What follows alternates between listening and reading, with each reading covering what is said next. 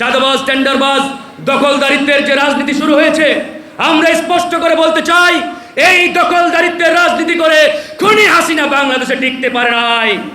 কেউ যদি মনে করে থাকে এই চাঁদাবাজি, টেন্ডারবাজি আর ওই দখলদারিত্বের রাজনীতি করে আগামীতেও কেউ টিকে থাকবে, রাজত্ব করবে, তাহলে তারা বোকার স্বর্গে বসবাস করছে।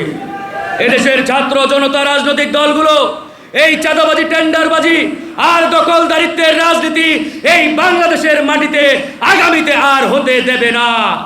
তাই প্রিয় ভাইরা আমার, আজকে জামাত ইসলামের জাতীয় সেমিনার, এটা শুধু জামাতের বিষয় নয়, এটা গণ অধিকারের বিষয় নয়, ইসলামী আন্দোলনের বিষয় নয়, এটি প্রত্যেক বাংলাদেশপন্থী দেশপ্রেমিক রাজনৈতিক দলের বিষয়। তাই আসুন আমরা দল মত নির্বিশেষে যাদের বিনিময়ে আজকের এই বাংলাদেশ পেয়েছি, তারা আমাদের সামনে আজকের এখানে রয়েছে। যারা আমাদের আহত ভাই, শহীদ পরিবারের সদস্য, তারা কিন্তু আমাদের সামনে, তাদের কান্নার রোল এখনো আমাদের কানে বাজে। কিন্তু আজকে আমরা অত্যন্ত দুঃখের সাথে বলতে হয় আমাদের, যে এই শহীদ ভাইরা, আমাদের আহত ভাইরা, তাদের পরিবারের সদস্যরা এখনো কেন রাস্তার দাঁড়ে দাঁড়ে তারা এখনো কথা বলবে, ঘুরে বেড়াবে, তাদের সেই দাবিগুলো তারা তুলবে। এটাই